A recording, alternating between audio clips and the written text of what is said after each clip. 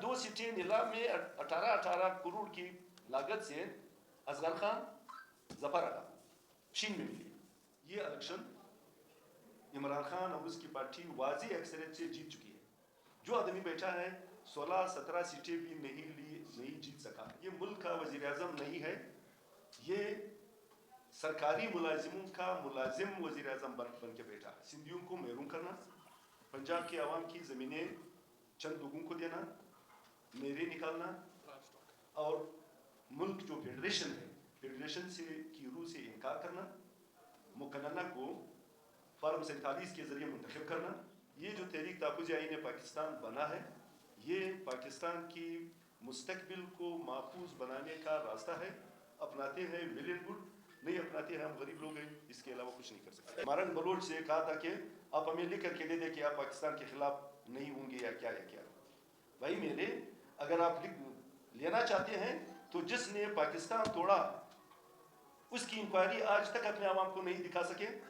मगर मशरकी पाकिस्तान बांग्लादेश कैसे बना, उसके पीछे क्या था, फिर उसके बाद सन 70 का इलेक्शन और उसके नताइज से इनकार, उसकी तहकीकात, और जो मार्शल मुसलत रहे इसकी तहकीकात, और फिर 73 का आइन बना है और आइन के आर्टिकल 6 में लिखा हुआ है कि जो भी आइन से इनराब करेगा, इसको एब्रोगेट करेगा, इसको मनसूखी का हुक्म देगा या इसको मनसूख करेगा, उसकी सज़ा मौत है। SIFC के ज़रिए ये तमाम सब्जेक्ट फेडरल के पास ले जा रहे हैं। तो एक मरतबा फिर आइन पाकिस्तान पे हमला है, और हम जो इस कतार में बैठे लोग हैं, हमारी इतिहाद जो बनी है उसका बुनियादी उन्वान उसका ये है, तारीख ताफ़ुज़ आइन पाकिस्तान। पाकिस्तान 23 मार्च 1940 की करारदाद के तहत वजूद में आया था, और 1940 की करारदाद जो मीनार पाकिस्तान पे कंधा है लिखा हुआ है, उसमें लिखा है कि तमाम इकाया यूनिट्स सावरन और ऑटोनोमस होंगी। मैं इसलिए उसको रखना चाहता हूँ।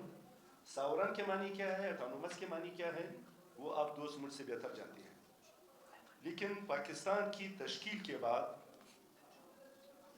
बुनियादी तौर पे 1940 की करारदाद से इनकार किया गया, और मामला अब अगर हम उसको देखते हैं तो ये 47 से आज तक हमें जिन बातों की सज़ा दी गई, हम रियासत के खिलाफ लोग नहीं रहे हैं। हम जितने भी लोग बैठे हैं, रियासत में गलत हुक्मरानी के खिलाफ हमने आवाज़ बुलंद की है, और 1940 की करारदाद इस साल 23 मार्च को भी ये दिन मनाया गया। अगर पाकिस्तान 1940 के करारदाद के तहत तश्कील पाया है तो आए 1940 की करारदाद में जो वादा किया गया था उस पर अमल किया जाए।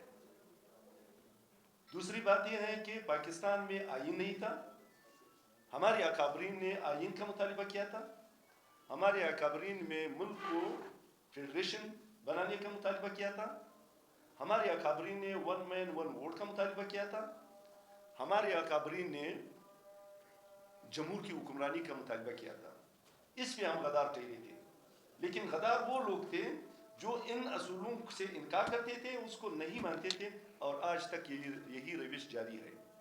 आइन साज असम्बली बनी और फिर उसने आइन के लिए कमेटी तश्कील दी। कमेटी ने 3 फार्मूले पेश किए। 1956 के फार्मूले को अपनाया गया। अक्टूबर में उसको नाफिज होना था। आइन साज असम्बली तोड़ दी, आइन नहीं बन सका। 55 में वो यूनिट बना। ये वो बातें हैं जो मैं आपके सामने रख रहा हूँ।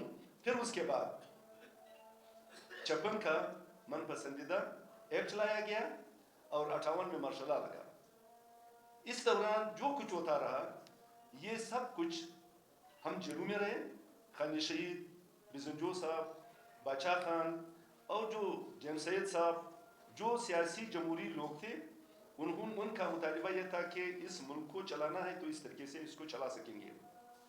अब की जो बातें हैं वो ये है कि फलाना आदमी फौज के खिलाफ है। With due respect, high court में मोहतरमा से मारंग बलोच से कहा था कि आप हमें लिख करके दे दें कि आप पाकिस्तान के खिलाफ नहीं होंगे या क्या या क्या। भाई मेरे, अगर आप लेना चाहते हैं तो जिसने पाकिस्तान तोड़ा उसकी इंक्वायरी आज तक अपने आवाम को नहीं दिखा सके।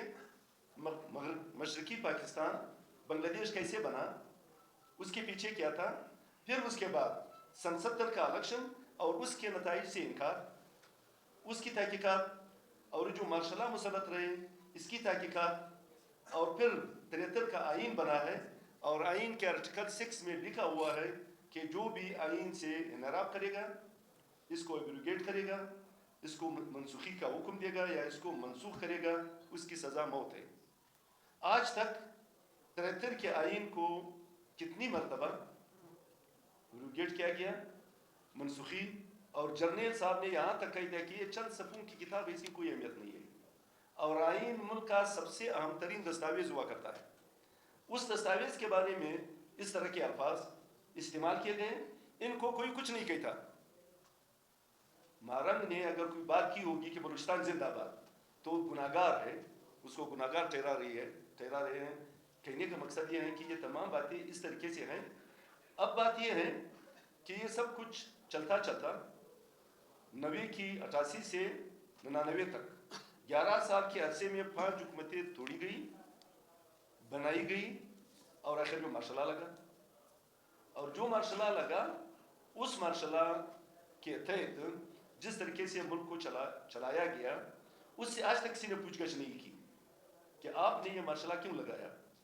अब बात बुनियादी तौर पे ये है, ये मामला चलते चलते अब पहुंचे हैं 8 फरवरी 2024 का इलेक्शन। 8 फरवरी 2024 के इलेक्शन हम बैठे हुए लोग जितने भी हैं, सारी दुनिया के सामने नीलाम लगी हुई थी, जिसकी बोली ऊपर थी उसको सीट मिल रहा था। हमारी 8 सीटें लोगों को दी गई, हमारी 8 सीटें 8 लोगों को दी गई। हमारी 2 सीटें नीलाम में 18 करोड़ की लागत से असगर खान, जफर आगा शीन में मिली। अब्दुल्ला खान में हमारी 2 सीटें किस तरीके से दूसरी मरतबा इलेक्शन, मैं कोयटा में था, वहाँ गया और एक पोलिंग का नतीजा जमा करता रहा। 74,000 वोट हमने लिए, 52,000 20,000 खान से थे, जहाँ पे पोलिंग पे हम जा नहीं सके, वो अलग सी स्टोरी है, उसको ऐलान किया गया। अब इन असेंबलियों से 72 अरब रुपए कोयटा से इकट्ठा करके यहाँ से लेकर गए थे इस नीलाम की सीटें, ये इन असेंबलियों से आइन में तरामीम कर रहे हैं। मैं आप दोस्तों के सामने ये रखना चाहता हूँ कि ये मैंडेट वाली असेंबली नहीं है, ये खरीद व फरोख्त के जरिए से बनी हुई असेंबली है। इसमें ज़र और ज़ोर का इस्तेमाल हुआ है, बोंडे तरीके से असेंबली बनाई गई है। हमारा कहना ये है कि न ये आईनी तरमीम कर सकते हैं, न ये कोई एक्ट बना सकते हैं। और जो हुकूमतें बनी है, हम सारी दुनिया को ये कहते हैं कि भाई हमारी अब की जो SIFC जो बनी है, SIFC आप सब जानते हैं, हम सबको ये बातें करनी होगी, इस पे जाना होगा।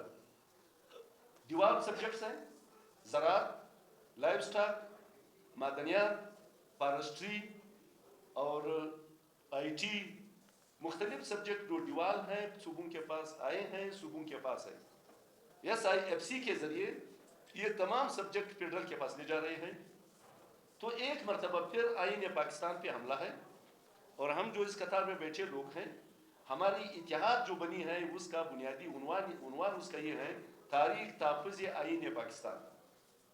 तो आईन पाकिस्तान के साथ जो कुछ हो रहा है, सूबाई खुद मुख्तारी जिस तरीके से मिलियामेट है, पार्लियामेंट को जिस तरीके से बेवकत बनाया गया है, अदलिया की जिस तरीके से तौकीर की गई है, इंतज़ामिया किस तरीके से है, और फ़िका एक्ट के ज़रिए आप जर्नलिस्टों के गला जिस तरीके से गूंथा गया है, इन तमाम चीज़ों के होते हुए क्या ये मुल्क इस तरीके से चल सकता है?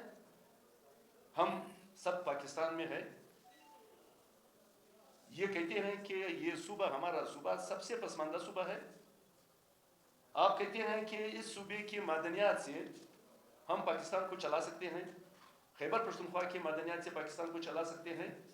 तो पहली बात ये होगी कि इन सूबे के लोगों की जो मालूमिया है, क्या उसको भी आप दूर करेंगे? क्या हम मालिक नहीं हैं? क्या आईन पाकिस्तान पामाल नहीं है? क्या सूबाई खुद मुख्तारी आपने ख़त्म नहीं की है? इन तमाम चीज़ों के होते हुए हम बैनुल-अक़वामी दुनिया को और मुल्क के अंदर उन तमाम पार्टियों को जो इस काम में उनके साथ मुलविस रहे हैं, जिन्होंने ये काम किया है, हम विद ड्यू रिस्पेक्ट कहना ये चाहते हैं कि इस मुल्क को कहाँ ले जा रहे हैं। اس کی خارجہ پالیسی نہیں ہے، خارجی تعلقات ہیں، داخلی طور پر سخت انتشار ہے اور ملک معیشت تباہی کے دانے پہ پہنچ گیا ہے، عالمی طور پہ ہم تنہا ہو چکے ہیں۔ اس صورتحال میں سب نے مل بیٹھ کے یہ کہنا ہوگا کہ پاکستان کو بچانے کے لیے، چاہے وہ سرکاری ملازم ہے، چاہے وہ جہاں بھی ہے، سب نے یہ کہنا ہوگا کہ اس کو کیسے بچانا ہے۔